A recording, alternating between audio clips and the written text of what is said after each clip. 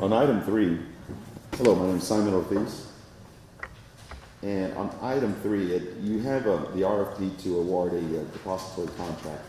This was discussed in the previous meeting, and when Ms. Benderly did the presentation, she had several areas.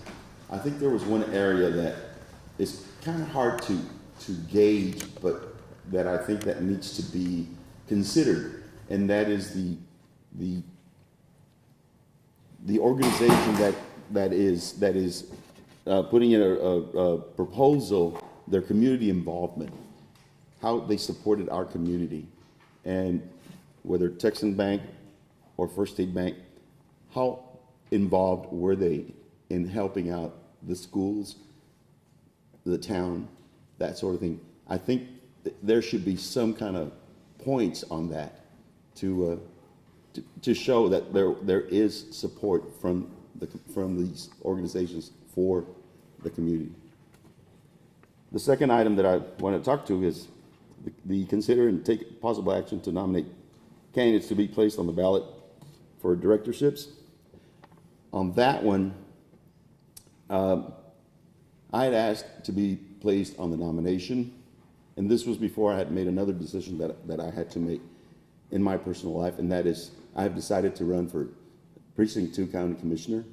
So I want you folks to know that I can do both, but if you don't feel comfortable in me being both on the appraisal district and run for county commissioner, I certainly understand if you do not want to nominate me.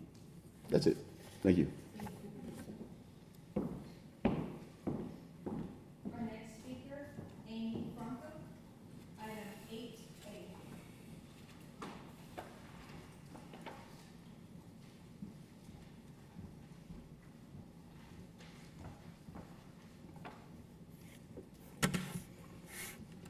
Good evening.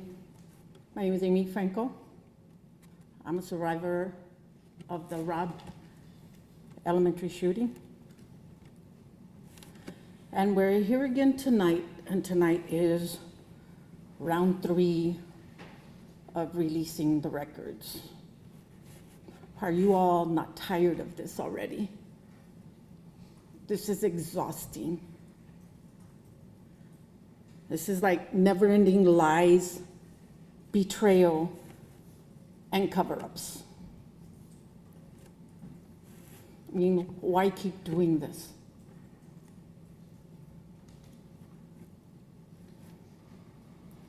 It's already been over 3 years. I don't speak about this much because I don't want to be labeled.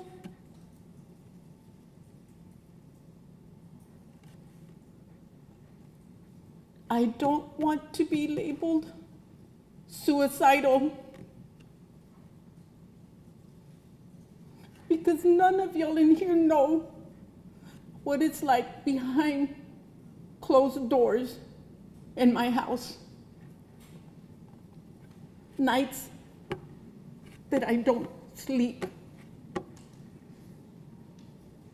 And I think, why did I survive? Y'all have to stop and think about this. Jesse said last time, at the last meeting, release everything. What do y'all not get about everything?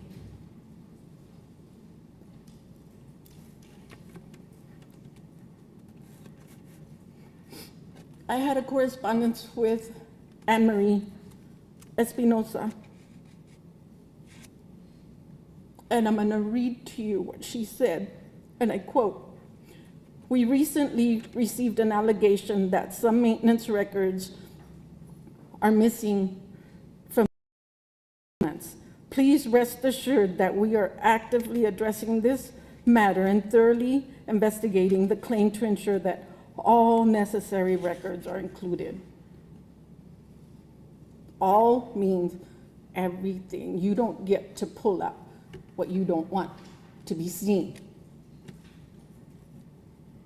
She goes on saying, additionally, the district administration, in collaboration with the Board of Trustees and legal counsel is diligently working on the process to release the remaining documents, which amount to approximately 1 million pages. That means, Walsh Gallegos, that was not an error. At this point, you, the board, have no direction and no insight. You obviously don't respect the community or the children of this district. I don't want to be represented by liars.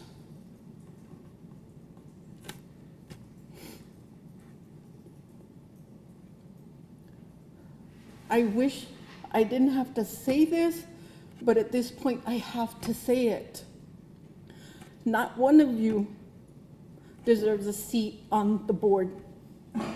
Each one of you, along with the superintendent, needs to step down if you all do not know how to do the right thing.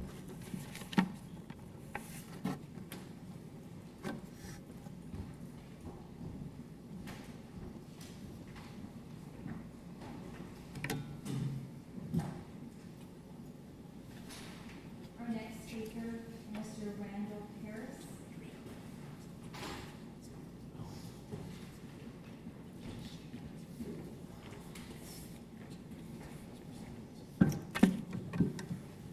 Good evening, Madam President and school board members. I wanted to personally thank you for your dedication to our students and keeping them the main thing. Wanted to know that to be able to be a good school board, you have to be dedicated to our students. You have to influence the outcome of things that they face. You have the fortitude to take criticism. You have to be forward-thinking, efficient in your decisions, respectful for each other's opinions, energetic for new ideas. You need to have the courage to make those challenging decisions and educate all our students. That's keeping the main thing the main thing. What I just spelled out is difference. Your decisions make the difference for our students, and thank you for always thinking of them. Make sure that they're the main thing. The main thing is always the main thing, and that's our students. Thank you.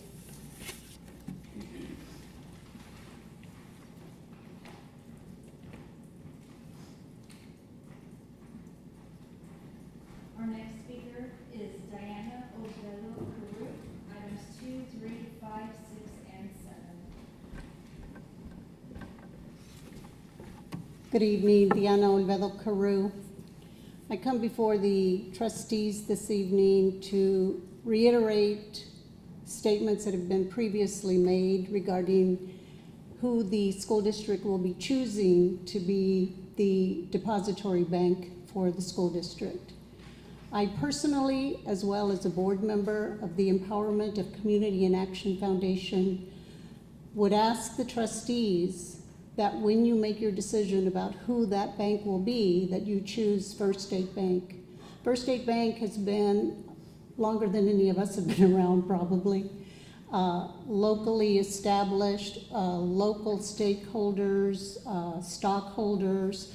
Many of our citizens have banked with First State Bank for many, many years. They have provided a service to this community that goes beyond just personal accounts, but they've supported this community in ways that have helped us, have helped this district be able to provide for the needs of our students and families. And I know that there was an RFP, there were particular standards that were looked at by a committee. At this point, I don't know who those members were, but as Mr. Ortiz mentioned, the numbers may not have come out in favor based on the committee's review for First State Bank. However, the long-standing, long-term established presence of First State Bank in our community, their financial stability. If dues go up a little bit, it's the cost of doing business. Everything's going up. So I hope that that wouldn't be a primary concern for any one of our trustees. Again, looking at the long-term relationship that this community and this district has had with First State Bank. They are the best choice, and I hope that you as trustees representing this community and this district will agree.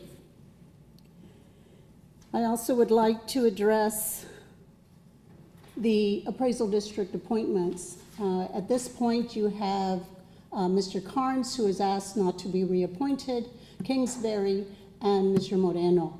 I appreciate the service they provided to Uvalde, but I always encourage all government entities to consider other individuals in our community who may be equipped, who may be interested, who may not have voluntarily come forward, but that we always look for new energy and new people. The more people we have engaged in the process, the better. As far as the appointment of new attorneys, I'm very concerned about the service that has been provided by the Walsh Gallegos, the failures that they have unfortunately caused this district to have to deal with. And I'm hoping, and I'm not quite clear, are you replacing them or are you adding another attorney firm? I hope you're not doing both, because Walsh Gallegos needs to be, the contract needs to be terminated. And I know I'm out of time, but I do want to say, as far as the release of the documents, again, we can't continue, you can't continue to fail this community. Thank you.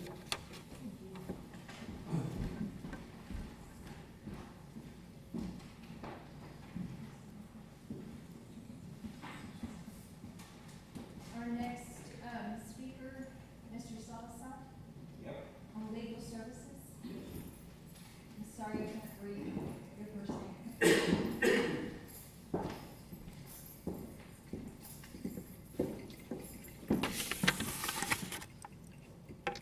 Okay, I'm Layla's grandpa, and a lot of you know who I am.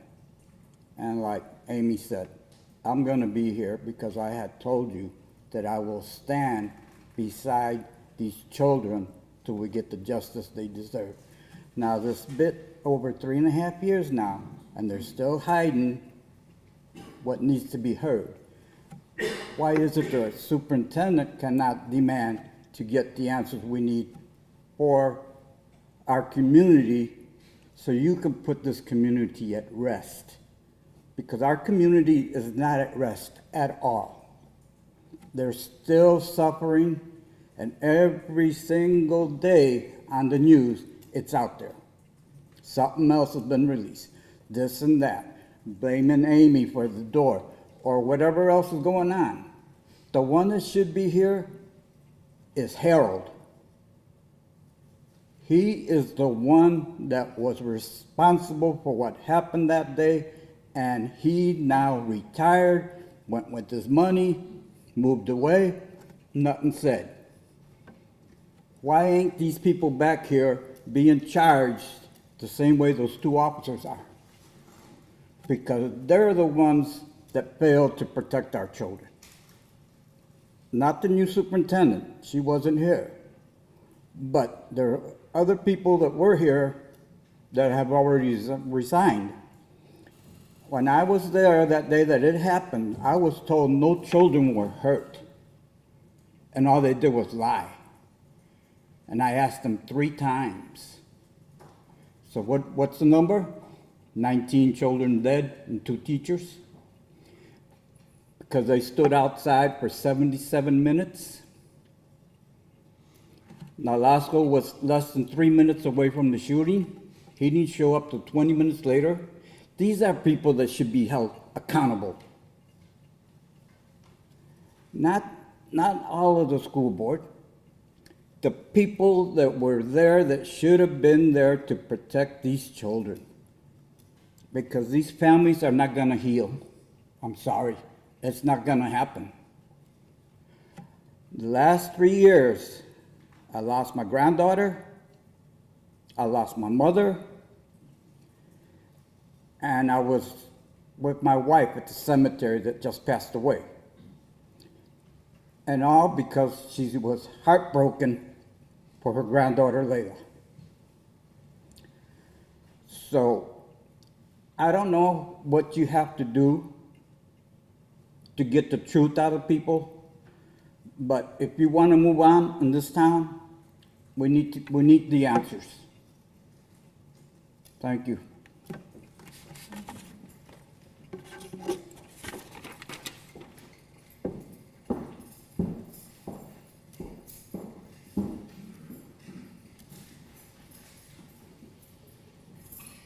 Item number 3, consider approval of an RFP to award a depository contract.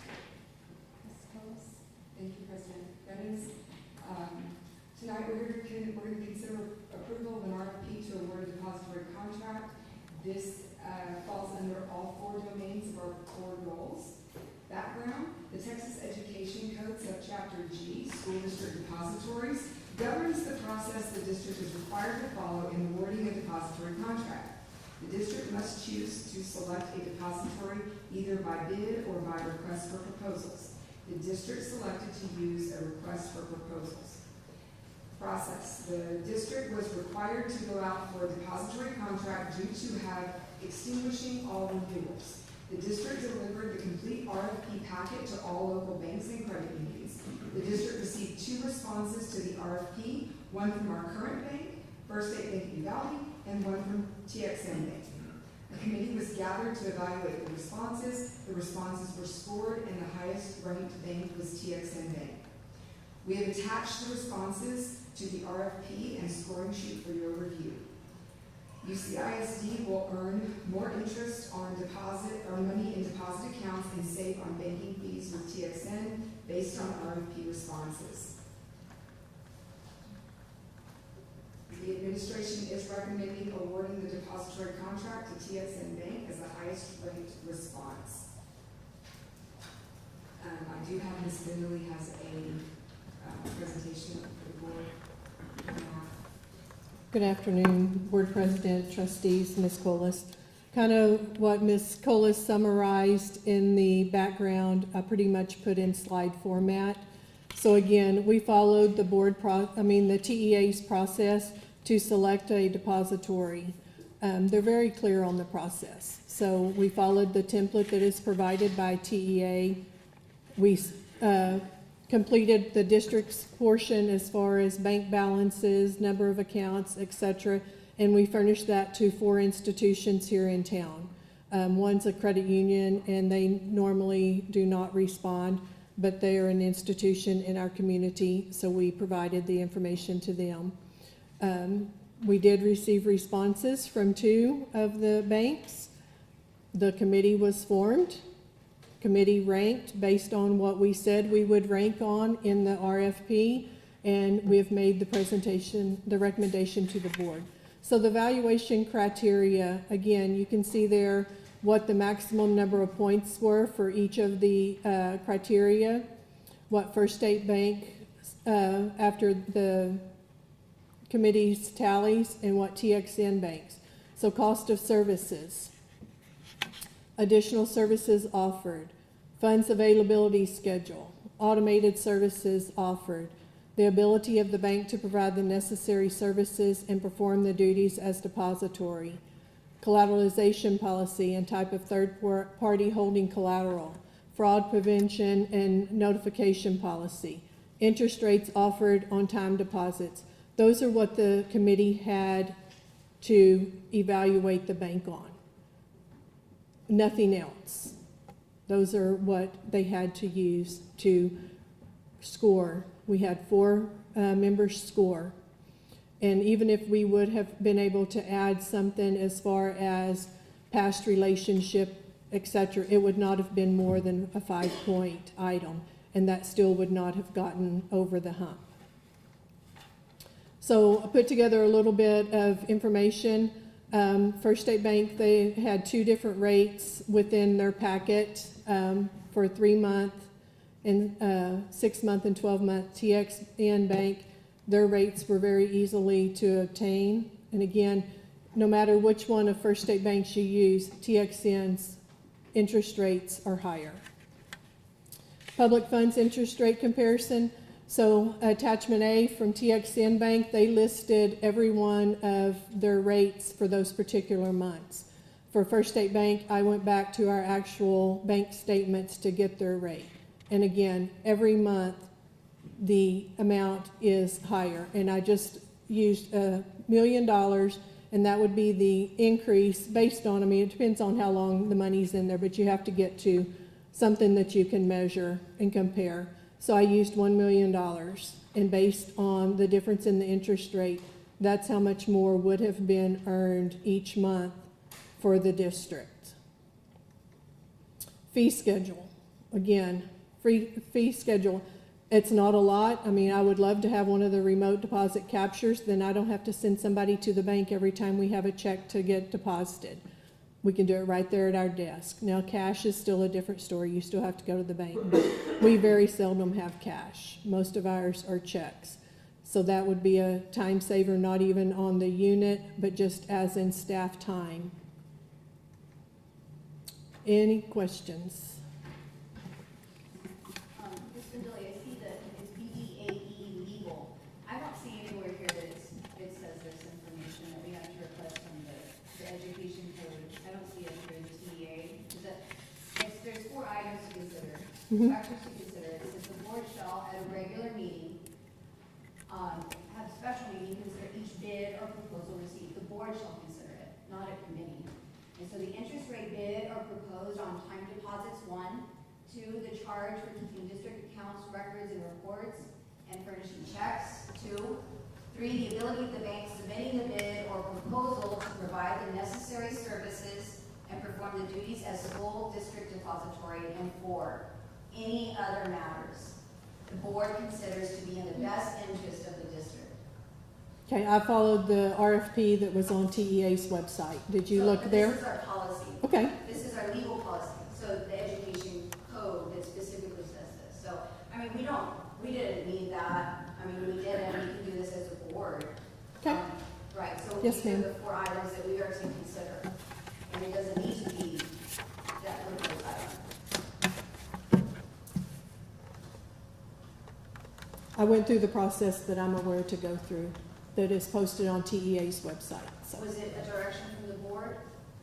No, because I had no more options. We renewed every time that we could renew. I had no other option but to go out for a depository bid. Did you check the policy? No, I checked TEA's The board website. shall. The board shall. And the board is here right now to do that. Yes. Y'all are the ones that can do Yes, that. but it's a misunderstanding that you're conveying right now, that that information is the only information that is to be considered at this time. And that's not true. This is the policy. This is the state.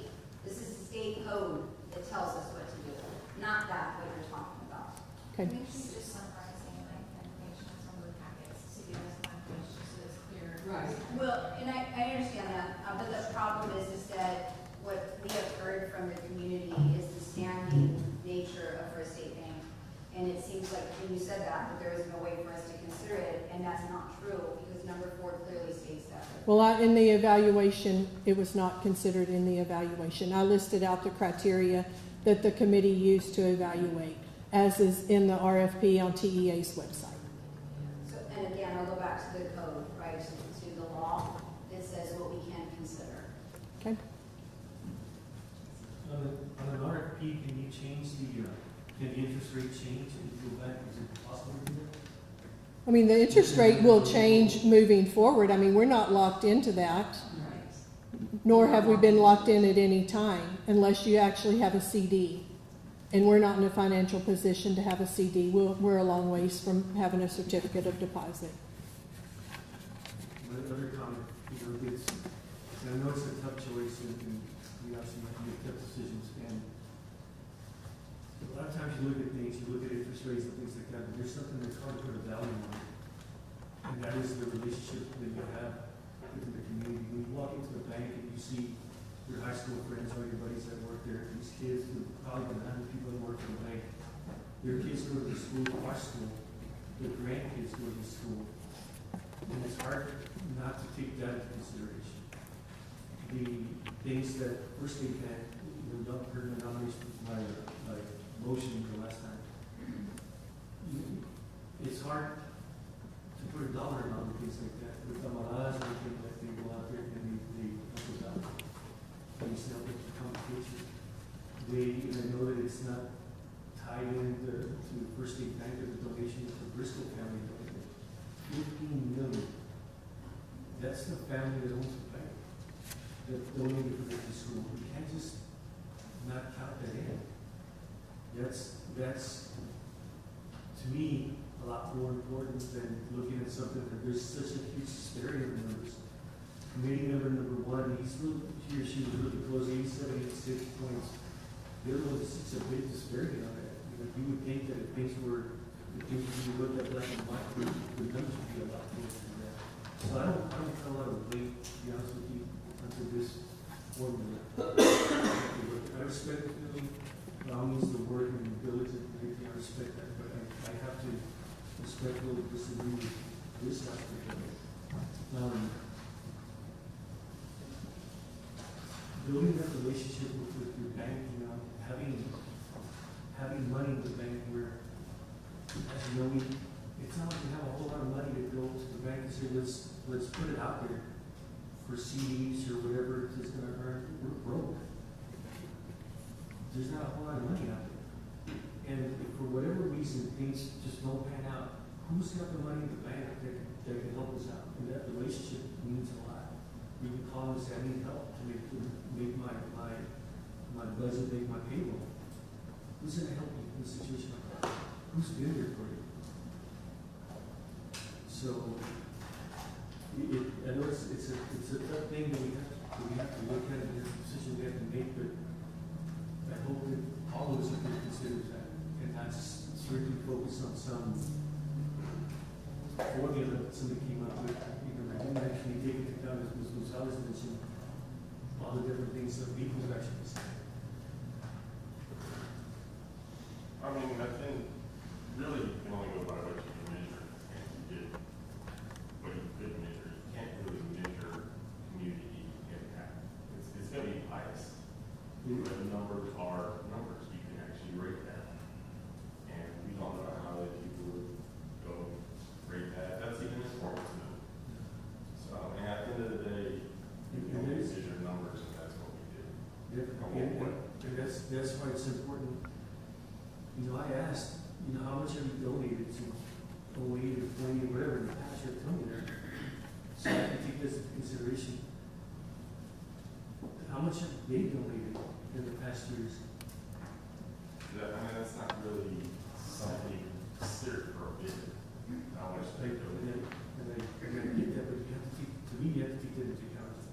I think it's a lot of emotion, right? Because I have very close personal friends that work there, lifetime friends.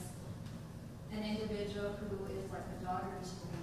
And so it's not a disrespect, or it's not, we don't care. It can't be personal. It can't be, at the end of the day, we're trying to make money. We're trying to save money. We didn't get the support for the tax increase.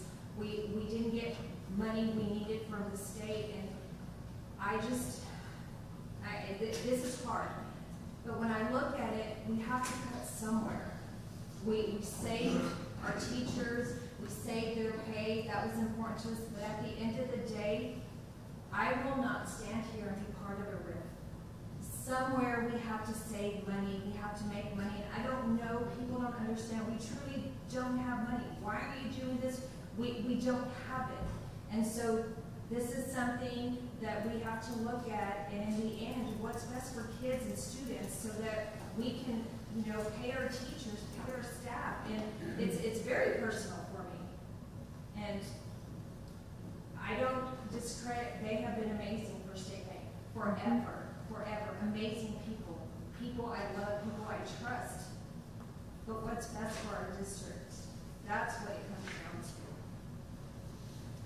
Well, and I'm not sure, are we not investing our money in tech school and for TASPIS, are we not doing that? No, absolutely we are, and that has been a great thing that we finally did, maybe a year and a half ago. But That's the highest interest rate, so we're gonna receive, so I don't see how, I think it's irrelevant, the interest rates at this point, because we're going to go with tech school, because it's gonna give us the best interest rate. So, I mean, right now, what I see, and I know what Robert is saying, but what I see is 360 million versus 12 million in what they have in funds, and zero debt. First State Bank to 18 million debt in Texas. And that, if you want to look at numbers and you go take out a loan, who's going to, if you have your own personal loan and you're going to go to a bank that owes $18 million, they owe more than what they have. I mean, it just makes sense. You got a bank that stands firm with 360 million. They paid for our RIF. When we had the RIF, that's who paid for our RIF.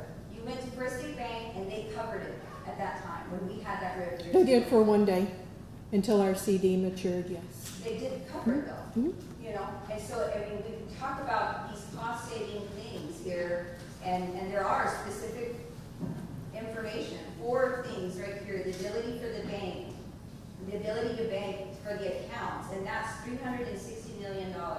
It's solid, and I know it's not emotional. It has to do with relationships, actually. In a small community, it's all about relationships. Okay, well, understand that our money, anywhere it is, it's collateralized, so if either bank went under, our money is not jeopardized because of the Public Funds Investment Act. So let me finish, please, ma'am. So I always ensure that every nickel we have is collateralized, so no matter what happens in the world, our money is still guaranteed, so there's not a risk there. And back to your, let me finish, please, ma'am. Let me finish, please. So back to your question about, yes, we are in the pools, but we can't have every cent a month in the pools. We have to have some here locally to operate on, and that is what is invested to get what little interest we can. So why leave? If it's not impacting us, why are we leaving? Why am I leaving? Because that is how I am recommending leaving, based surely on the scoring, which is what I'm obligated to do. I'm obligated to take the scoring, tally it, make the recommendation to the board. The board will decide what's happening, but I'm doing my job by issuing the RFP, having a committee score it, and providing the information to the board. So on this score sheet, if y'all will look at it, the fact that they have $360 million versus $12 million is only worth 5 points. That's the value you gave that. Yes, ma'am. Because my funds are collateralized. My funds are not at risk. Madam President, I call the question, please.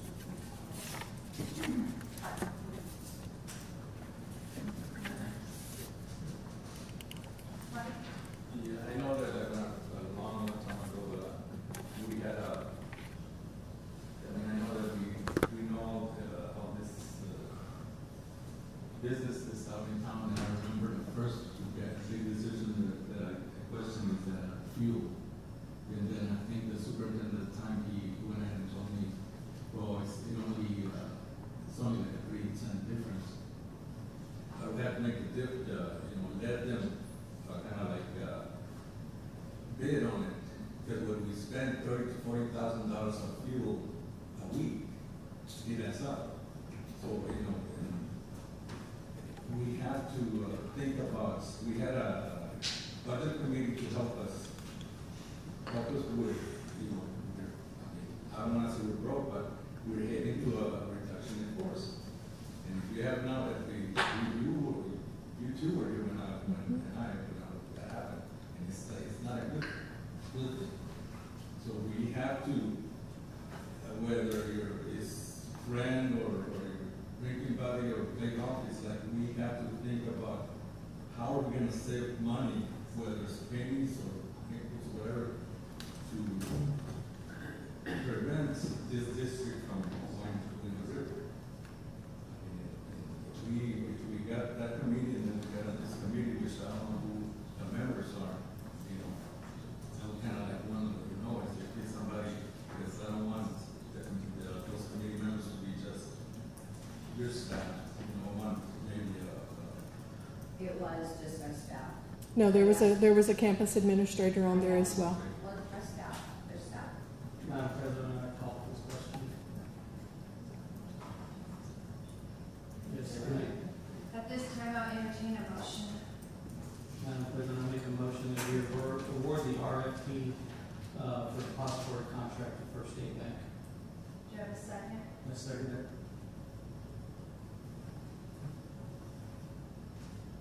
At this time, we'll show of hands for, As of September first, we have to do, roll call.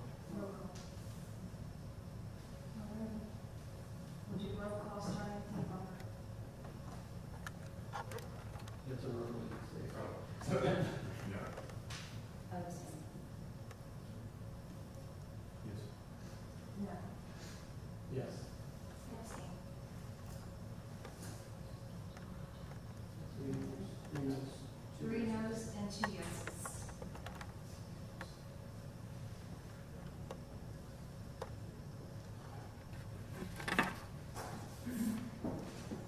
Three noes for First State Bank and 2 yeses for First State Bank. Motion is adopted. Motion is not.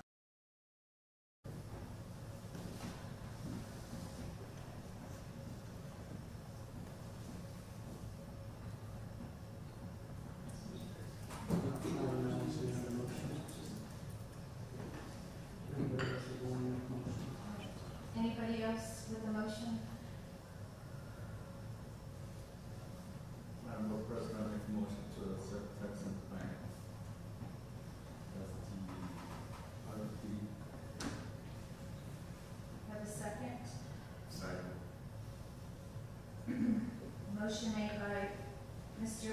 Trustee Flores, second by Trustee Quinones. At this time, we can have discussion, yes.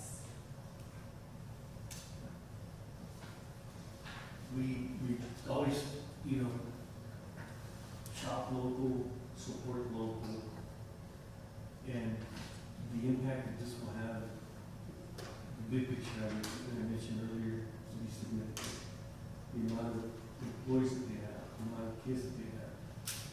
And as I mentioned before, it's difficult to place a price tag, but volunteers that help us do that. It was since from this is, we will support the school.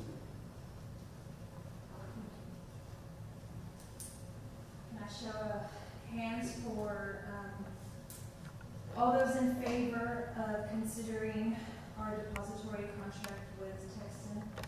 Please raise your, roll call, sorry, it's new, September 1st. Yes. Stand. Yes. Yes. No. The vote carries with 3 yeses.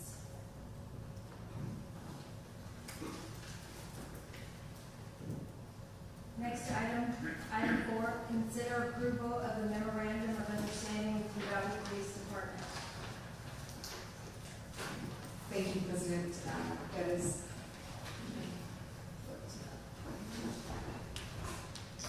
Tonight, we're asking you all to approve our MOU with the Uvalde Police Department. This affects our board goals, domain 1 and domain 2, 2 and 3. The memorandum of understanding is entered into by and between the City of Uvalde Police Department and the Uvalde Consolidated Independent School District Police Department. The school district, police department, and the law enforcement agencies with which it has overlapping jurisdiction shall enter into a memorandum of understanding that outlines reasonable communication and coordination efforts between the department and the agencies. Both the Uvalde Police Department and the UCISD District Police Department are committed to serving the community effectively and efficiently for reaching common goals through mutual cooperation. There is no fiscal impact, and our administration is recommending the board approve the MOU between the Uvalde Police Department and the UCISD Police Department.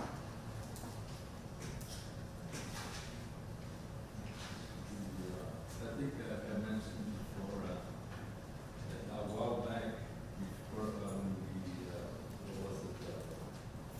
defunding the police, because before they used to pay for half of the salaries of our police department, and then they went ahead and told us that we're no longer going to be able to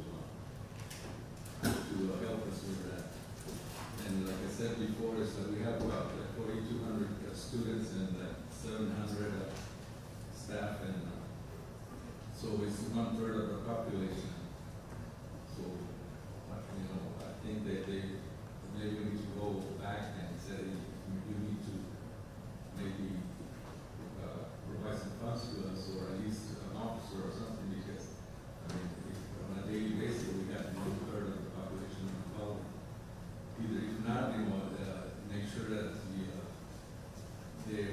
School and all the schools over following the buses because, yeah, you know, our schools got fences, they're protected. They've got metal detectors, but, you know, all I gotta do is go follow one of the buses with a gun. Who's guarding it? Nobody. So maybe then that, and then also I've seen, when I'm out there on the street, I've seen vehicles, even though the lights are red, they're passing us. And it's gonna happen sooner or later, one of the vehicles gonna run over our street. Maybe they can go ahead and focus with that too.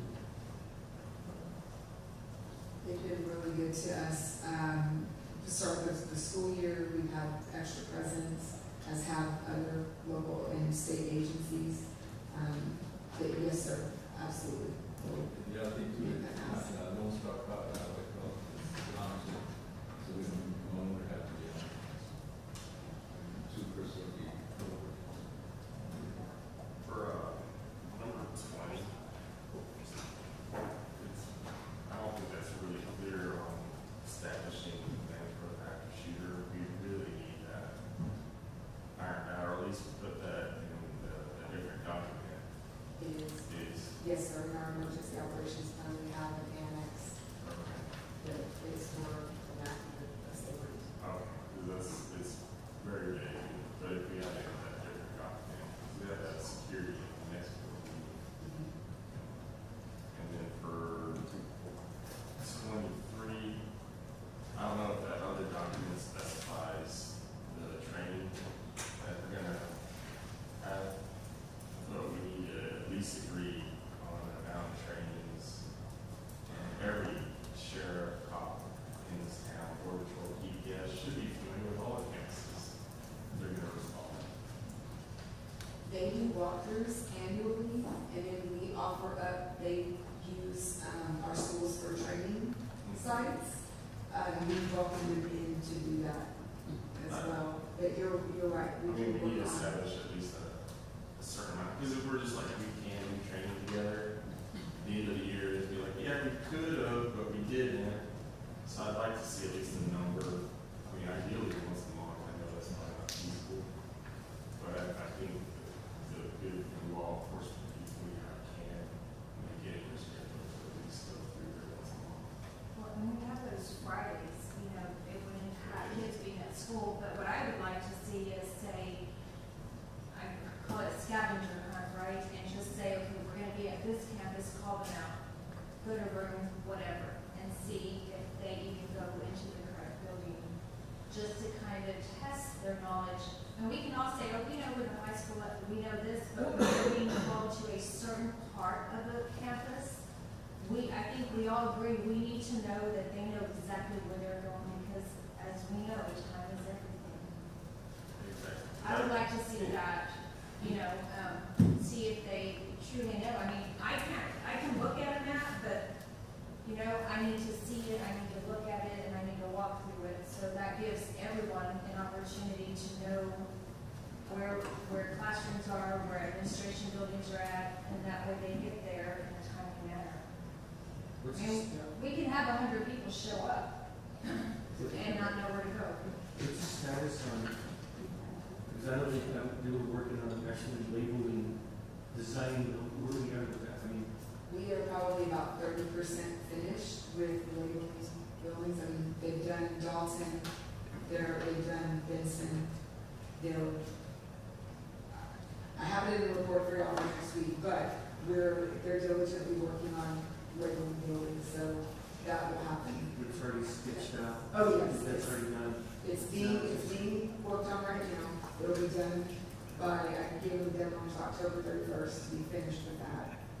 Because it's not just labeling buildings, it's labeling all the gates, all the entry doors, every room on the inside and outside, and windows. So there are different phases. Let me get a vision in between, why is it taking so long? So I asked for placards to be ordered, but then we decided to save money and paint the letters on the buildings, which kind of look like cell blocks. It was not aesthetically pleasing, so We went back, we ordered the placards as originally requested, and now we're placing the placards. So there was a bit of a hold up in getting an understanding of what was expected. If you recall, what Robert's talking about, we discussed that a few meetings ago with the chief, to set up like a tabletop event. I mean, there's a lot of process that goes into creating some type of training that way. But, yeah, it's just, and I know Chief is working on that, on getting that plan going. Usually, a lot of the schools that I've seen that have done that, they usually run it during a holiday break, like Christmas break or summer break, because like the school said, don't want to have kids around there when you're doing that, so. But it is a process whenever that's going on.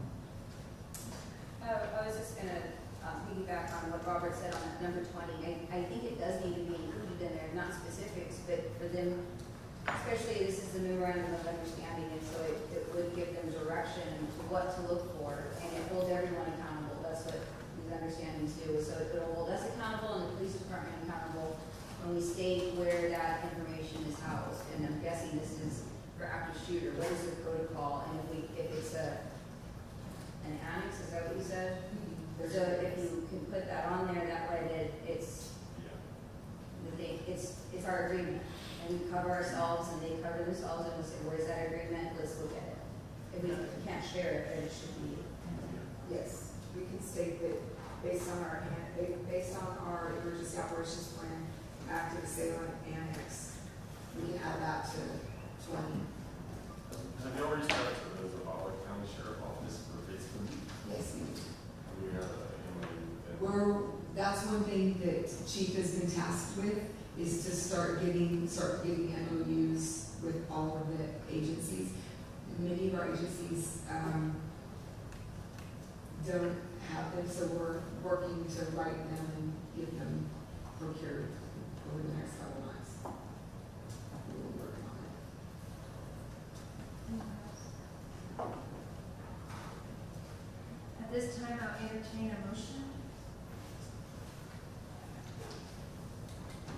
Madam Board President, I make a motion that the board approve the MOU between the Uvalde Police Department and UCISD Police Department with the additional comments added into it. Second. Motion made by trustee Quinones, second by trustee Flores. Mr. Quinones? I have to vote individually. I'm sorry, it's new. Yes. Yes. Yes. Yes. Yes. Yes. Yes. All in favor? Yes, we stand, motion passes unanimously. Item 5, consider and take possible action to nominate candidates to be placed on the ballot for directorships at the Uvalde County Appraisal District. Mrs. Colas? Thank you, President Bettis. Tonight, we are asking that you consider and take possible action to nominate candidates to be placed on the ballot for directorship at the Uvalde County Appraisal District. The district has received a letter from the Uvalde County Appraisal District to nominate 3 individuals to serve on the UCAD board. The Uvalde County Appraisal District's governing body consists of 5 members.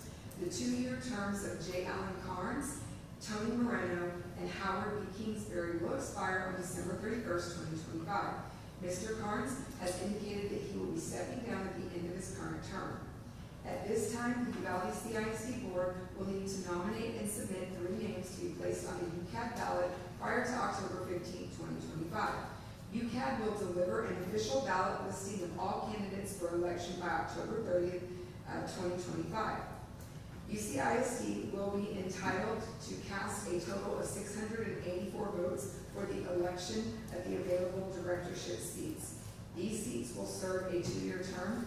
Elected directors will begin their term in January 2026. Uvalde CISD will cast its votes by resolution once we know who's on the ballot. The board will need to nominate 3 individuals to be placed on the UCAD ballot.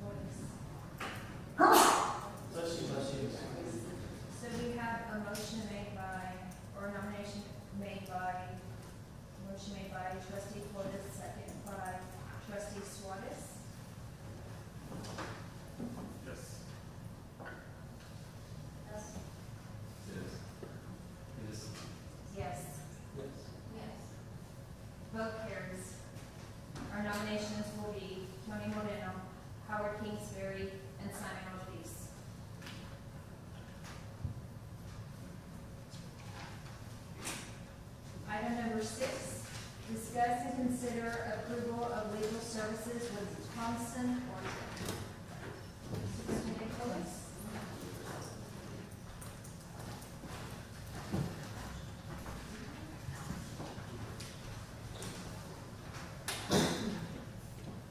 Trustees, tonight, we have brought the representatives from Thompson Horton, and because y'all had requested to discuss options for additional legal counsel, and this will take board action if you choose to do so.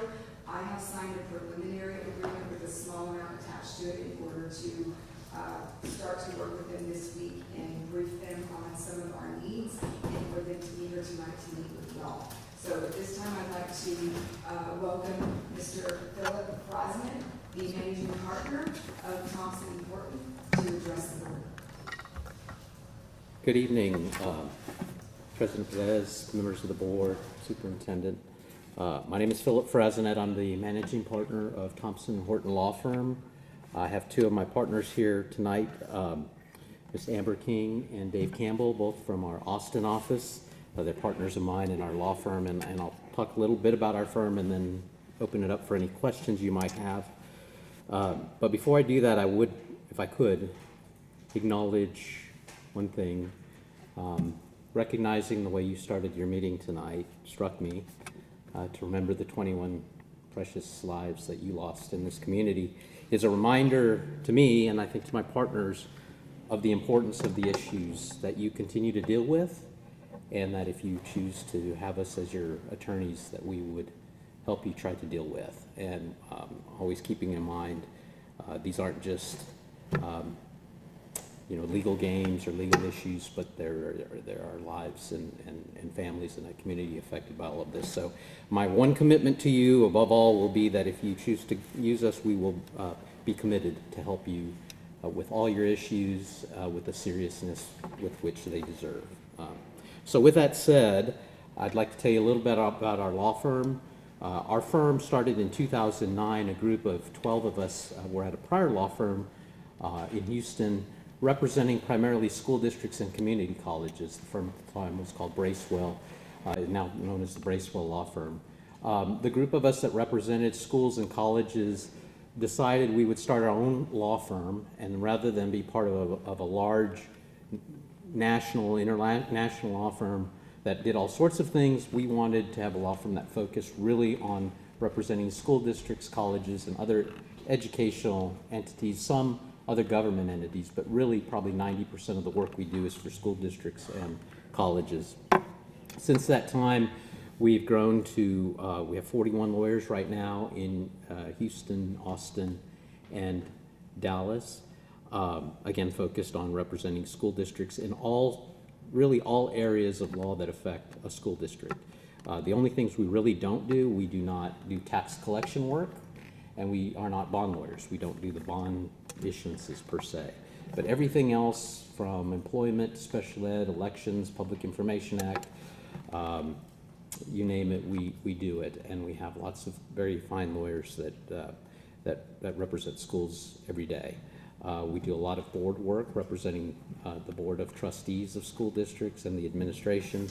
So we have a lot of experience doing just about everything that you would touch on as a school district. We were called last week by the superintendent asking if we would be interested in coming and speaking with you about helping the school district, primarily with the Public Information Act issues that I know you're dealing with. So I immediately got a team together to say, yes, we would love to talk to you about it, try to get up to speed as quickly as possible and come visit with you. And then if you choose to move forward with us, we will jump in and help in whatever areas that you would need us to. So that's a little bit about our firm. One of the things I'll say that we've tried to do is, some people who know our firm think that's the firm that represents the bigger school districts around Texas. That's not really true. We represent small districts, mid-sized districts, big districts, urban, rural, big town districts. We represent every kind of district. But what we try to do is really specialize in the issues that affect all school districts, that are of particular significance, those that have a lot of publicity associated with them, a lot of public interest, media attention, those sorts of things. So I think if you look, you'll tend to see our firm is involved in the matters that usually have a lot of media attention. We've been involved in the school finance lawsuits. I've represented hundreds of school districts in the 2 last rounds of school funding litigation. We represented most of the school districts in the mask litigation during the COVID era, when we had all that lawsuit litigation. We were asked when TEA took over the La Jolla Independent School District last year and put in a state system. They asked us to go in as the legal counsel and help rebuild that school district from the ground up. And I spent a lot of time down there doing that as well. So we do travel. We're used to doing that. But we really do try to pay a lot of attention to those issues that are very important to the community and that are going to get a lot of attention. Because at the end of the day, these are all legal issues, but they're often more than legal issues. And it's important that we be able to provide advice about what the law is, what options you have within the law, and then help execute those, whatever decision the school board ultimately makes in those areas. And that's the way we try to approach the way we practice and represent our clients. So with that, I will open it up to any questions you might have, unless Dave or Amber, you have anything to add. But if you have any questions about our law firm, about the 3 of us, or any of our lawyers, happy to answer those. You mentioned several locations. Do you have an office in San Antonio? We do not have an San Antonio office. Your nearest We office? serve districts around the Sarasota region, mainly from our Austin office.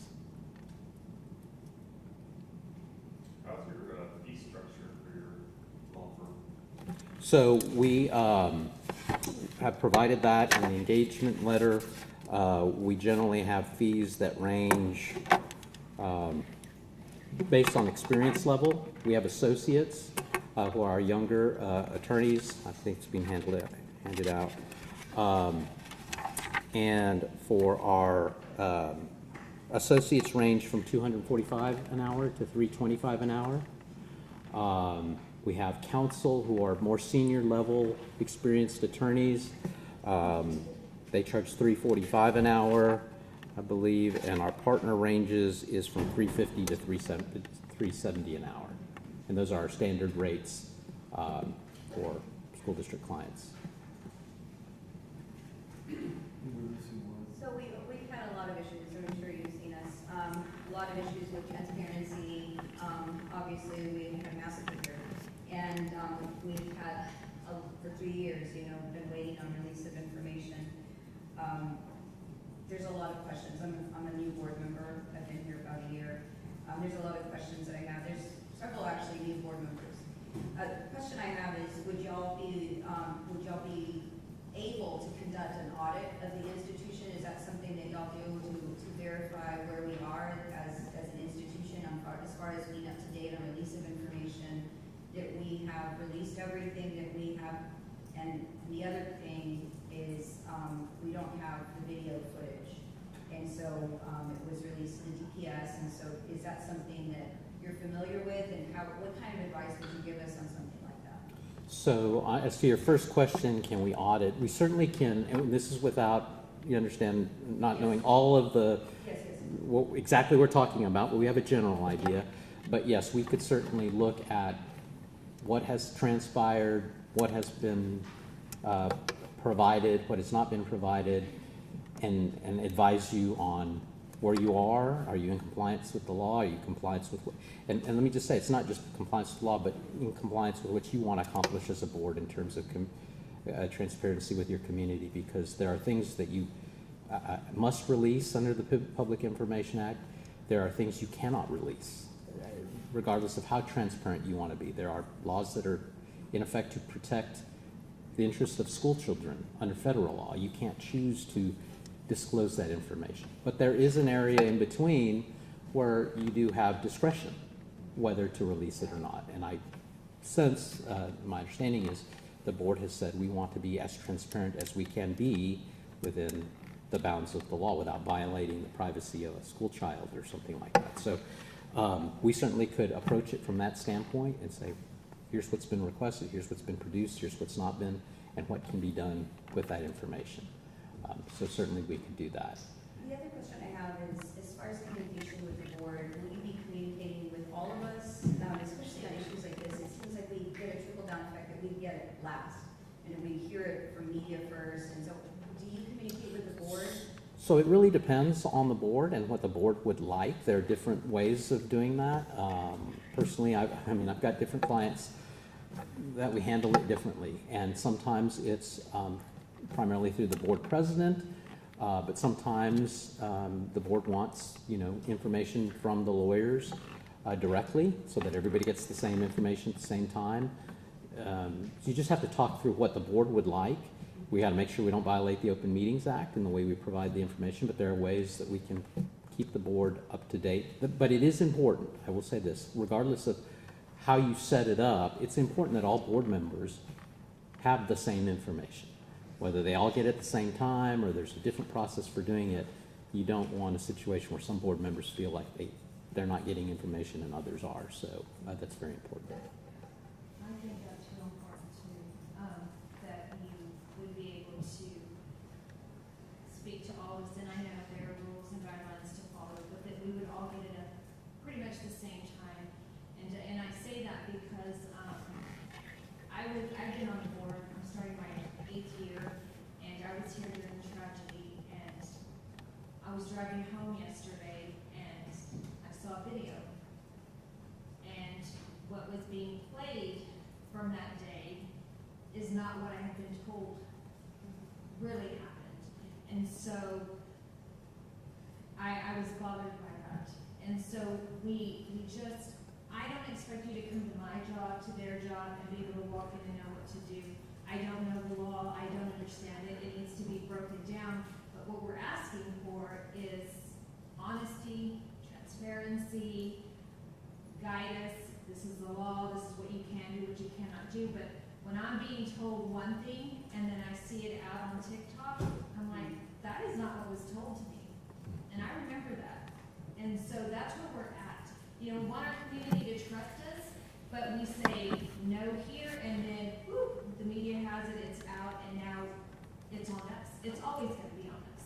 Yeah. But we want the same information at the same time. And I think that's huge for us, Absolutely. It's critical that you have information, that you have accurate information, that you're not surprised out in the community. Or the media. Or the media or whatever. And you know what's interesting, we had that release, right? So we had the release that happened, and it just, what happened is we had maybe, I don't even know the numbers of the emails for the superintendent, which was so small. And we released it, and then it was just like, they came at us about it because it was obviously not everything. But it was up to the attorneys, I think, okay, you might correct me if I'm wrong, to say, there's something wrong here, go back to the superintendent and say, can we capture this again? And I think that's where we're at. We don't know if the data is accurate with our attorneys, if we have the right information, and it's like there's so many new ones here that even the old ones don't know. And so we're trying to, sorry, I know, but I'm just saying, I'm trying to be honest about what our issue is here, because Absolutely. it's very confusing, and as Amy spoke, it's traumatizing, it's re-traumatizing over and over and over, and she's here, but I know there's so many people in our community that are impacted by it, and then it just looks like we're hiding, and I just wanted to release it, and, I don't know how to work with that problem that I'm describing. I don't know if that's... Sure. No, I hear you. I hear it from you. I hear it from your community. This is very serious. We can't go back, unfortunately, and change anything that's been done. I wish we could. All we can do is assure you that if you do select us and we start working with you, that we will be committed to full transparency with you first as the board, so that you understand whatever we are able to assess. It may take a little time for us to jump in and figure out, as I understand, there's 1 million pages of records that are being talked about. I mean, it's going to take a bit for us to get that. and figure out exactly where everything is, but I can assure you we will constantly update you on where we are, what we see, what we think is going on, and then give you, our counsel, our best counsel on where to go from here, and try to work with your community, try to regain some of that trust that you're talking about with them, and that's all we can do is assure you that moving forward, we will do our best to help you in that regard. Ms. Gonzalez talked about an audit, that I would like to see eventually would be a forensic audit. As I mentioned previously, I have zero confidence in Wall Street and the advice that, ill advice that was given to us, time and time again from the beginning. Would you be opposed to doing a financial forensic audit? I know that she provided us with records, like all the money that was spent at their law firm, but to make sure that we didn't get taken advantage of. And if we were taking advantage of that, would you be opposed to going after another, no lawyers don't like to work with lawyers, but going after the insurance policy, trying to reclaim some of the money? So in terms of the first question on the audit, we certainly would work, if you're talking more about the financial side, you would probably want to have a financial auditor do a true forensic audit. That's not what we do, but we certainly could provide the legal piece of that, in counseling on the legal issues that we see. With regard to your other question, I haven't given any thought as to the other law firm. I know very little about what happened, so I'm certainly not going to stand here and judge another lawyer law firm without knowing the facts, certainly. Speak to my next thing. We came out here, we voted, we shouldn't have, voted twice, and it's always private information, it's words, when clear enough with the motion, it's just one thing after another. And it's follows what I call following direction, following directive. The directive was given, and I asked you that about forensic audit, because if it turns out to be that way, which is part of your point, you look at it, so there's a big disparity here, we were taking advantage of. I would hope that as a board, if we voted on it and we asked you, we directed you and your law firm to go after Gallegos, and you present us with the facts, here's the possibilities, here's the issues, policies they have, we can pursue and try to get your money back. That's why I asked you that question. It's the lack of following direction. That's what concerns me. Sure. That's one issue. The other issue is when we're very specific with the information is going to be released. Is this everything? The answer was yes, that's everything. The videos was another thing. As a lawyer, you would think that when I ask you, when we're talking about videos, as a lawyer, I would think that you would be forthcoming. You would say, if you go out there and you say this, you're going to be told this, they're going to come at you with this. I'm going to prepare you with these questions. None of that took place. It was like playing little league with these guys, with Wall Street, time and time again. And as I mentioned from Katie Payne, we don't have privilege, we don't have the luxury of hiding and going to San Antonio into your own little neighborhood and nobody knows you, but we don't have that ability here in this town. So we have to put faith in our legal law firm to advise us on these things. And at the end of the day, we're the ones that have to carry that weight. And I say that because that's a heavy weight. And that's what I would expect y'all to do. That don't let us try to pretend to be lawyers up here. We're not attorneys, nurse, AT&T guy. As you can see, still wearing our work outfits. So I don't want to be playing lawyer and try to read your mind. I expect whenever you come to me or I come to you, that you're professional enough, your law firm is professional enough to provide me with that guidance. Sure. To foresee what's coming. And to tell me how to handle the situation, get ahead of that. Yeah. The other thing, and now, a lot of questions, is public relations is key, right? I mean, as you can tell, Wall Street from the get-go was handling the situation. The situation wasn't going very well. It's obvious. But they never, I don't know if it was hungry for money or too much pride, but they never said, hey, it's not going good, we need to outsource, insource. special counsel to come in and help us with the situation. You know, are you humble enough, your law firm humble enough to say, no, this is beyond me, I've tried to do what I can, but I just need to seek other advice? Are you humble enough to say that? Yeah, absolutely. I learned a long time ago. I've been doing this a long time now, and so I have these two over here. You don't ever do any good by giving your client, not being straight with your client, telling your client what they want to hear. It will always come back to bite you. So I've just gotten used to, if you've got news to deliver, the client's not going to like to hear it. That's just the way it is. And sometimes, you know, the client gets mad at you, they get mad at you, but at least they know the truth. And you've shot straight with them. And when it's the board's choice on something, we're very clear about that. Here are your choices. It's really your decision. We're not the decision maker. Here are your choices. Here are the risks, the pros and cons of things. And now you make the decision. And once you make the decision, then as your lawyer, we will carry it out and we will defend it if we have to. But there are also times, as your lawyer, we have to say, you can't do that. Well, you can do it. It wouldn't be legal. And you're jeopardizing yourself. You're jeopardizing the district.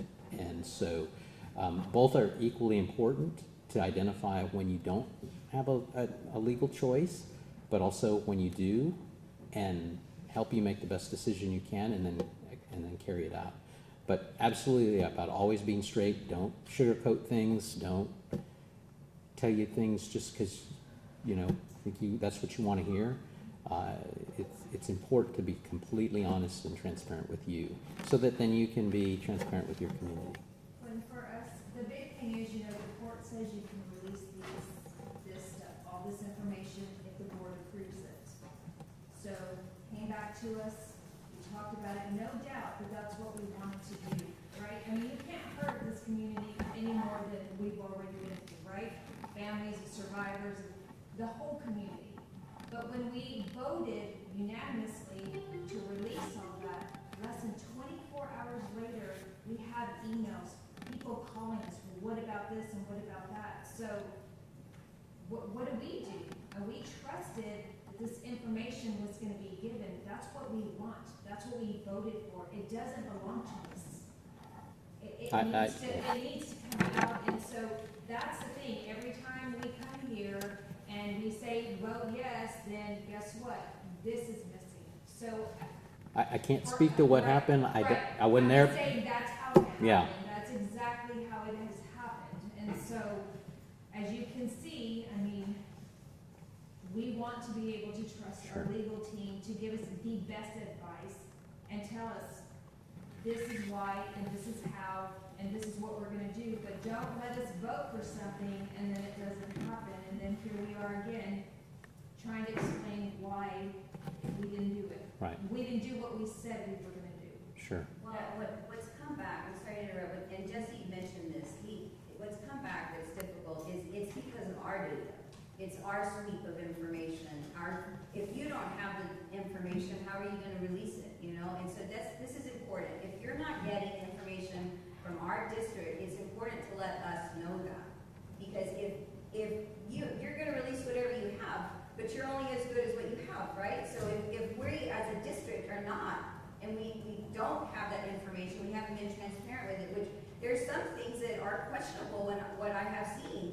Things that are not in Hal's email but are Walsh Gallegos has it in his email. So how does Hal not have an email on our end, and then there's one in Walsh Gallegos's, bucket?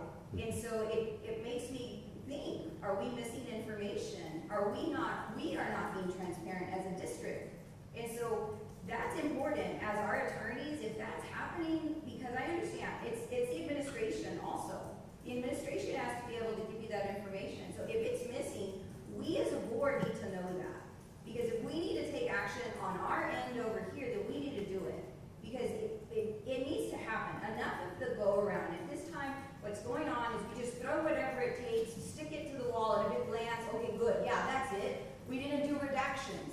And it's just like we throw out words, and whatever any of us will soak up is what's happening. But the fact of it is that the judge has ruled to release it. We don't have authority over a judge. We don't have authority over a PIA. We just need an attorney tell us what to do, and if it's not your error, and it's our district error, then I beg you to tell us. Because, Oh, absolutely. you know, we can't, we're gonna be going through this constant tumble of mistake after mistake, and I'm not gonna sit here and say that everything's perfect over here. I mean, obviously, we had one of the largest massacres, something happened over here, and we need to make sure that we're fixing it on our end, but that's why you are so important. I'm glad to hear that you have done PIAs, but it's also almost investigative, where you have to investigate what is happening, and if it doesn't make sense, if there's not enough superintendent emails, or if we don't have enough, our safety and security guy, let us know, because that's obviously something our servers should have.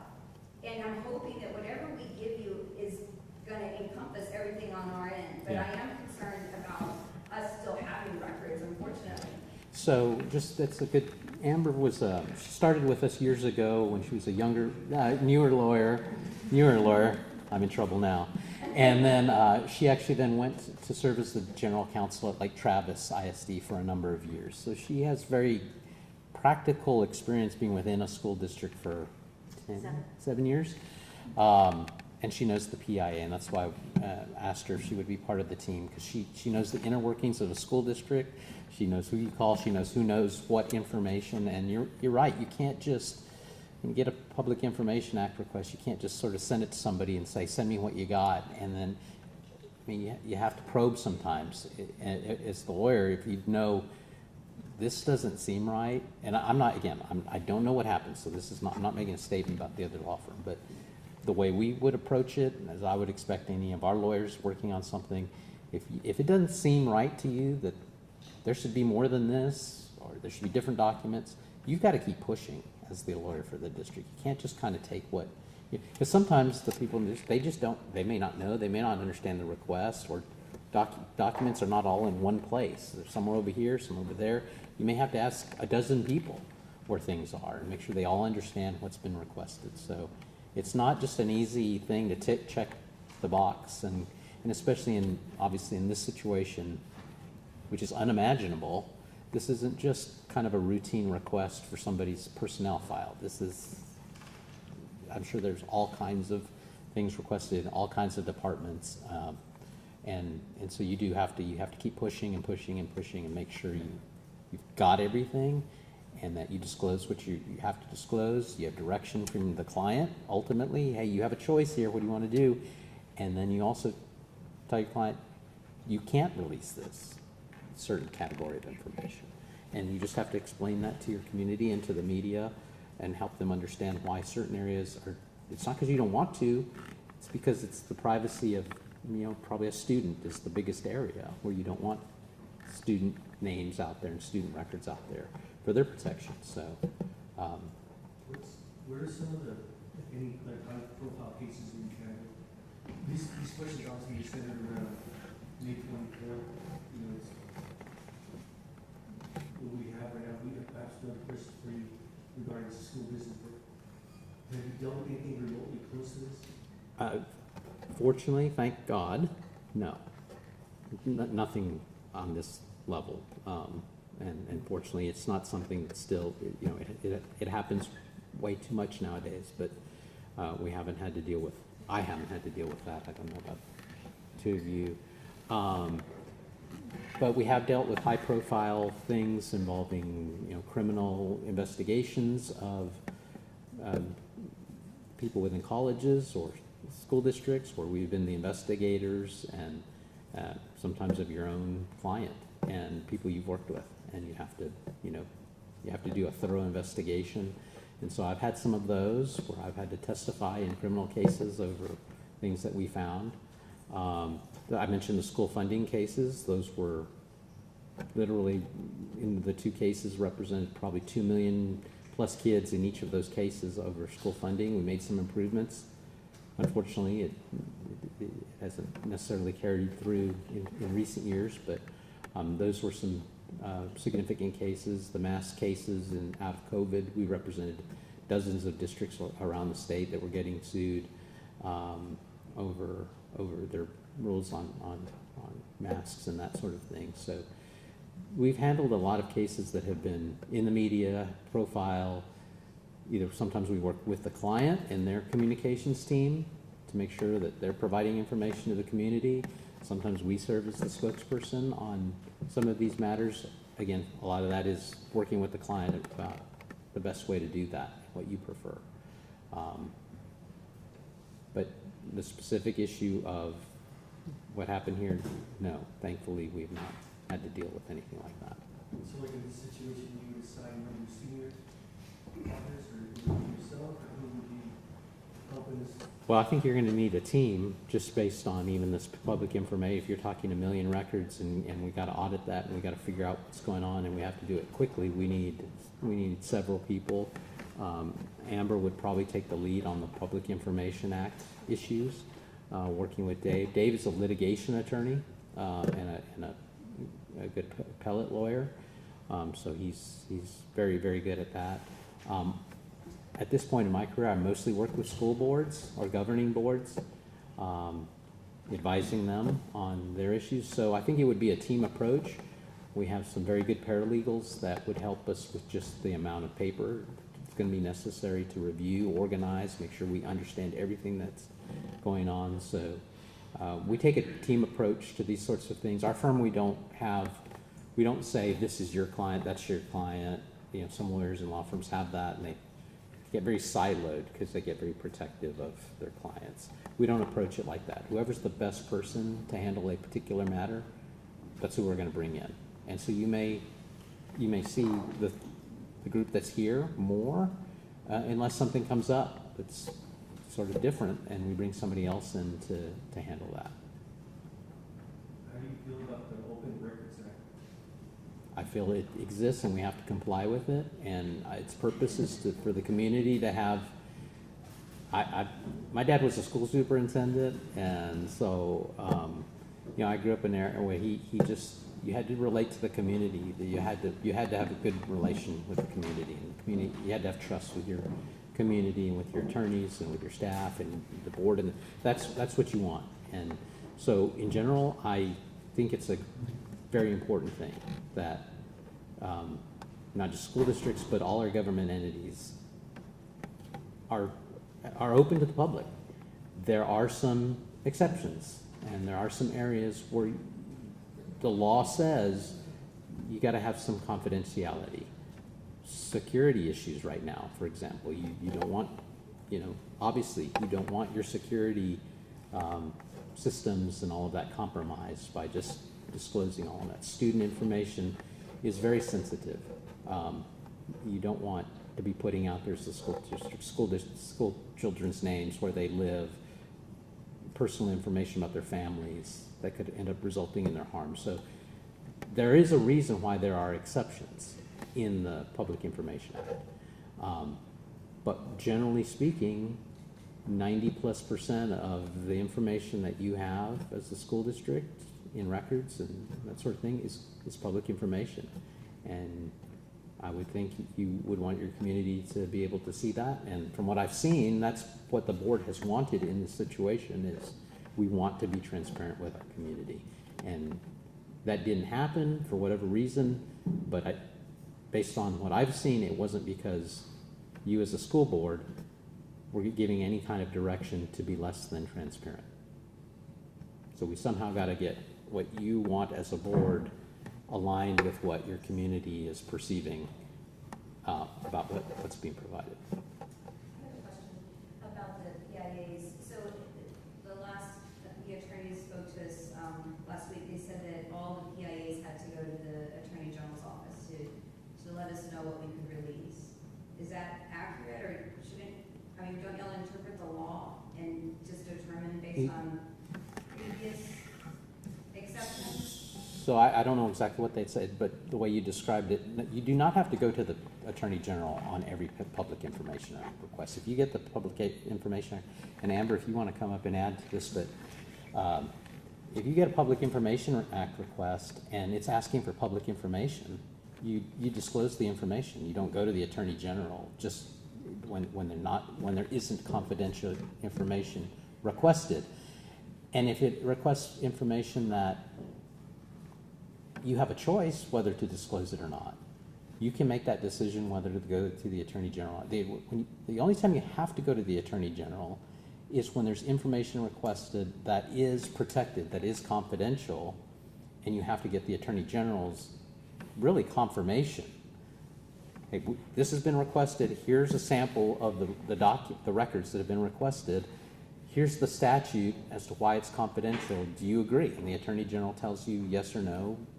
We agree. It's confidential. You can't release it, and then you don't.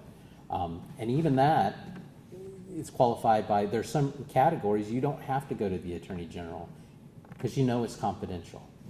And FERPA is probably the biggest one.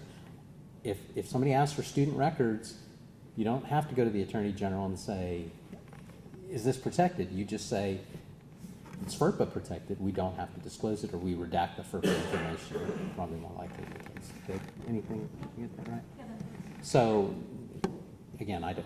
Just trying to understand, because I know that we've got pending PIAs, and I don't know why they haven't been released, and it just seems like it's just information being requested even by our local newspaper that's not being released, and I don't know why that's not happening, and it just seems like it's an interpretation of the law, that's all that is, and it's the reason we're a public institution, we have to release our information, we have to be accountable for our information, from what I understand with the PIA, right? And so, my concern is what they said the last time is that every single PIA has to go to the Attorney General. And that didn't make sense to me, because I did read the ruling by the justice, and they tried to file all these exceptions, and there was no exceptions. So they said release it all. Even though we're pending litigation, they said release it all. And so again, it seems like this is the frustration of the board, because we hear the judge saying to do this, and yet we're dragging our feet on it, and it's like we're pulling teeth to be able to get this done. And I just want to make sure that we're not going to be stuck in a whole loom of going to the Attorney General's office just to get approval for every single one of this. Surely we just deduce, right, what can be by the law, what can be redacted, and not have to get an opinion for every single one of them, right? There are certain things we can redact without going to the Attorney General's office. There are certain things that if you want to keep them confidential, you have to go to the Attorney General's office to get that exception applied. But that, again, that may be a choice that the district has to make on some of those issues. What I hear this board saying is, we want transparency. We want to err on the side of being transparent and disclosing if we can. I mean, that's what I'm hearing here in general. Frazinet. It's just Philip, believe me. I could spell it for you later, but yes, sir. You know, it's obviously you can tell we're taking a lot of your time. I appreciate you being here. You know, so I have like questions and comments, and I think it's really important, you know, that we're clear and that we're transparent with everybody. And set the expectations, set the bar, what we expect from any law firm, right? And so,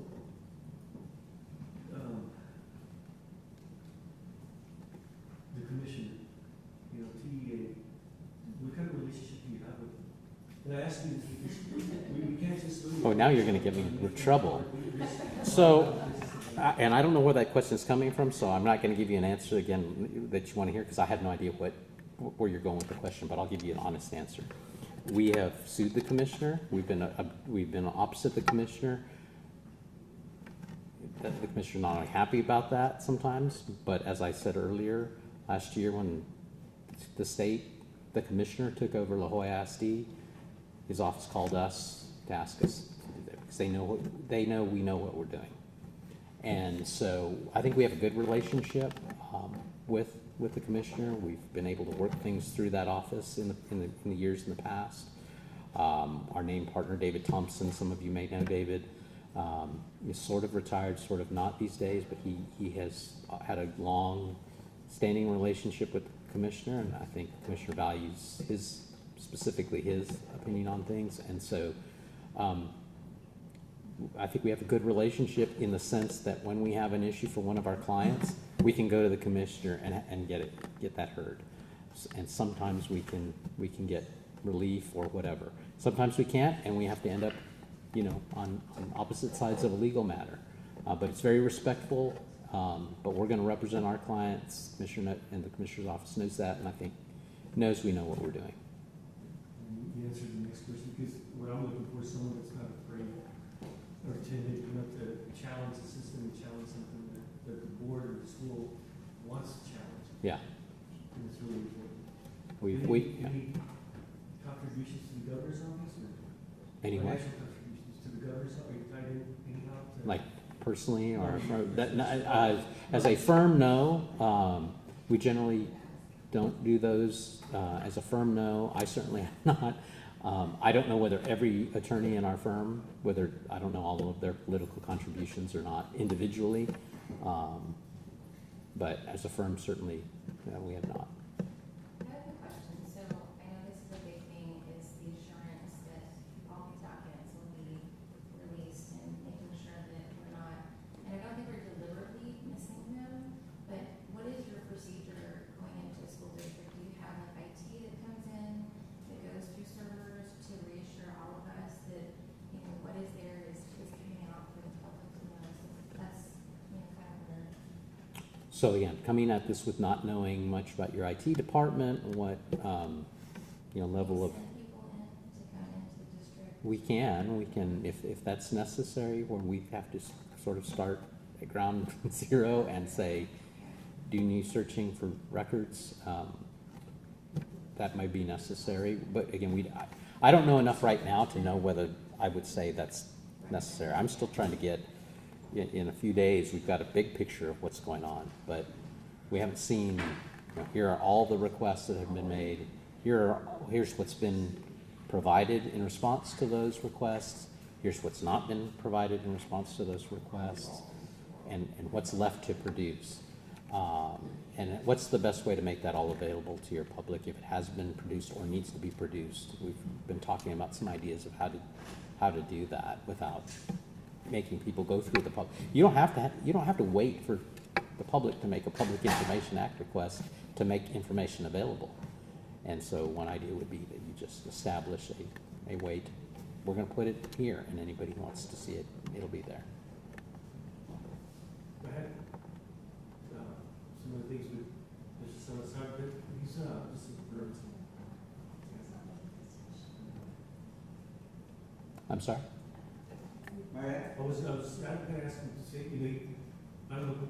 I just had a question for these new attorneys, if you don't mind. I know, we cannot, open discussion on the floor. We cannot. Well, the thing is that you haven't answered. You haven't asked the question that I'm gonna ask. And that's a problem because of the fact that I'm trying to find out who is gonna override them from keeping us from getting the information that we need. There's somebody telling somebody you can't release this, and why? Those are the questions that you haven't asked. That's actually that's a good question. Who oversees the release of that? Because we placed our faith in the Los Gallegos and the faith that was diminished. But that question came up a lot. Like, who oversees the clerk or the lawyer that's going through the data and saying, I've sent everything, and then a few minutes later, the media is calling and saying, not everything's there. You're missing a bunch of pieces of that puzzle. What, are you talking about within our firm? Within our firm? Our superintendent, that's the only one we control is the superintendent. On day to day, working through this, we'd be communicating with the superintendent primarily. But I would expect in this situation. In other words, is Abbott gonna have anything to say with it? Who? Abbott, our governor. Does he have it? No, I don't take any. Greg, the governor, and this is nothing he's not my client. You're my client. The people up here, the people up here, yeah. So. Thank you. Mr. Salazar. It should, there's. I understand. As you understand, this is why we're seeking another law firm. This is why we're seeking help, why we're asking for guidance, because in the public's eyes, in our eyes, it looks like there's a cover-up. Sure.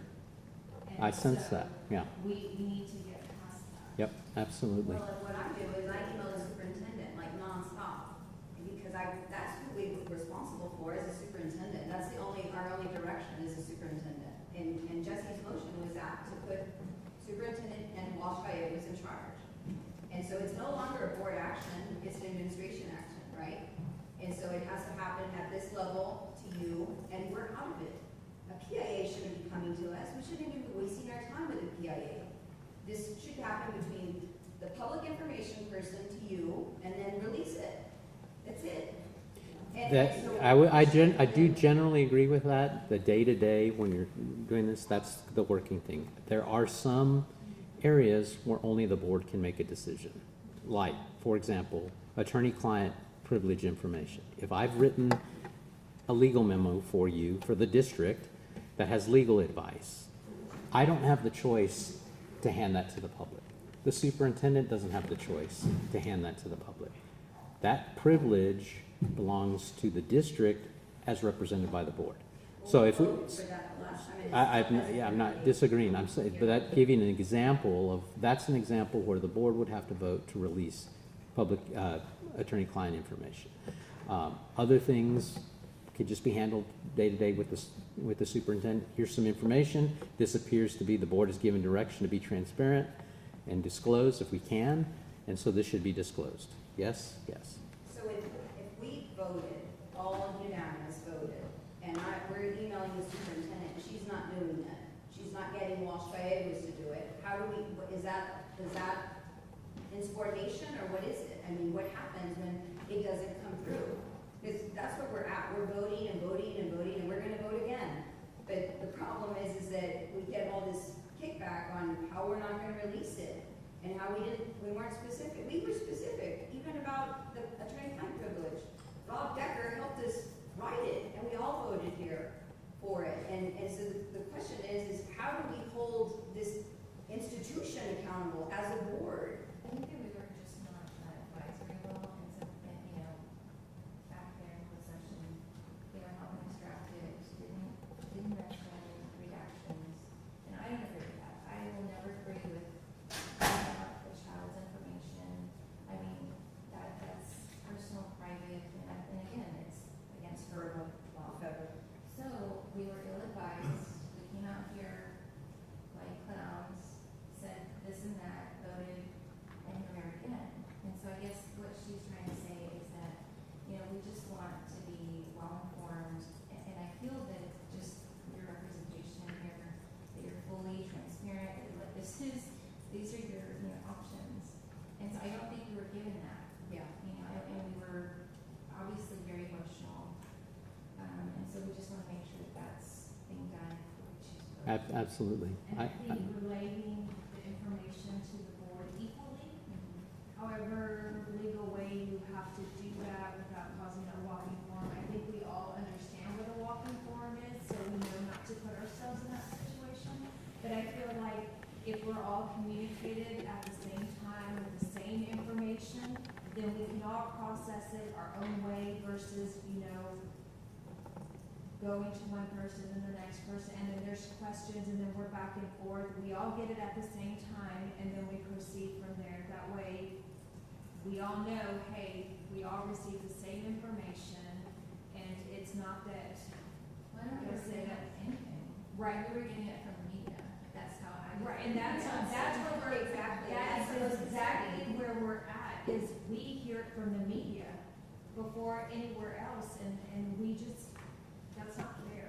Sure. It's not I agree. And I think you don't leave that room or whatever without everybody being on the same page. And I'm a big believer in repeating back. This is what I think you just told me to do. This is the direction.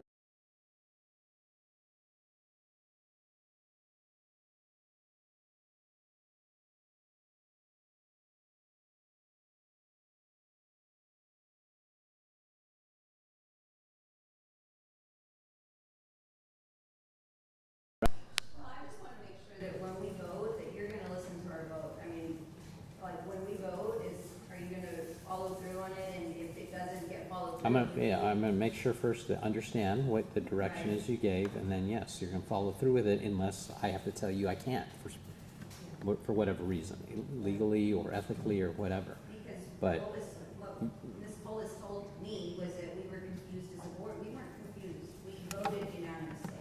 So there was no confusion as a board. We all want transparency. So again, it's an administrative duty now. We voted. I don't even know where we're still hearing it. And we talked in the back for 3 hours with our attorneys. And we talked about redactions and the safety plans and all that stuff. We said, yes, redact them. We never said release everything. We just Okay. said, I think what we were all in agreement on that, but I think like what the Neil said is that when we did the motion, that redaction was in the motion. but it's understood, it's the federal guidelines. It's the federal guidelines. We weren't overriding It's gotta be stated on the motion. I'm sorry. So the day after the meeting, I was asked by the attorneys to send something in writing that y'all did not want redactions, and I did not believe that that was accurate. You should have told us. You didn't even tell us about I it. checked for, I had to check understanding. First of all, I can't create a walking forum, and so I checked with 2 members. Well, that's why we're here tonight.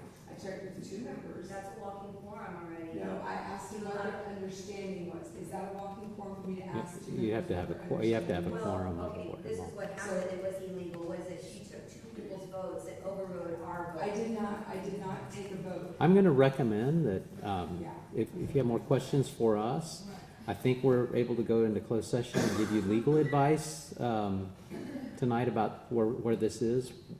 Trustee Reed, you want me to go with your question? I had one more thinking, Yes, sir. and that is the attorney-client privilege information, and it's always like a game of words. That was a very clear, just let it go, just send it out. We've been sent out for 2 months. It could have been redacted. Like common sense is redaction. Send out a social security number. Just common sense. But I just want to make sure that we're clear. We're out here, not back there. That's what we voted on. Everything with the safety plan, of course, redactions came with that. That's good. And gotta make sure that you haven't been, like, I don't want to go back there and for you, your law firm, to try to convince me one more time that attorney-client privilege information should not go out. Because that's already been. That's not my choice. Right. That's already- The attorney-client privilege is not there to protect. That doesn't protect me. That's your right. You as the body, not yours. All of yours. And so the board can choose to waive it, and I would say, okay, I'll advise you. I'll advise you on, the pros and cons of it. But at the end of the day, that's your privilege, your right to waive it or not. And it's not the superintendent's either, frankly. It's the board's. Thank you. At this time, I'll entertain a motion. Madam President, make a motion that we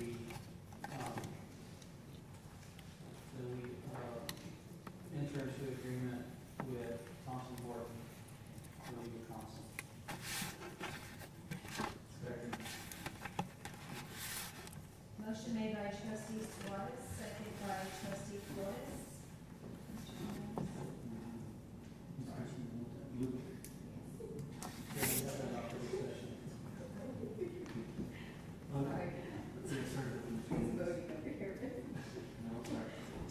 There's one other point I wanted to make, that I've wrestled with a lot, and that is, do we keep, don't trust me, do we keep Wall Street Eagles just to make sure that we get the information that's out there already, that we have access to? Or can we have multiple, and we keep them on retainer? Yes, and we can't vote on that. We can't vote on that tonight. It's, what happens, Jesse, is we want to keep them on the retainer, the fact that they have all of our information. They have all of our information still, so we don't want to let that go. And the fact that we see some records that they have and we don't have, we need them. And so we have a retainer already open. So we're going to do it. We should keep it open at least until we transition and see what's going on with Thompson and Horton. And, but it's not, it should be very limited. And I think that's what we're going to discuss. I agree with that, Yeah. transparent. Yeah, that's my understanding of the best way to go forward because they have our records. So, Trustee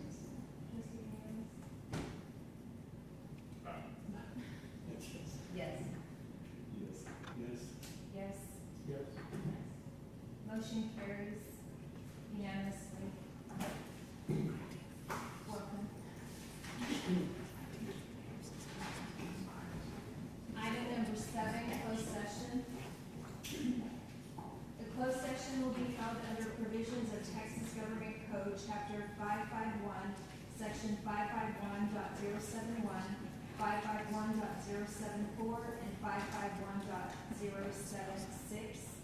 A, pursuant to Sections 551.071 and 551.074 of the Texas Government Code, attorney consultation regarding legal issues related to the release of information regarding the tragedy at Robb Elementary. The time now is 7:51.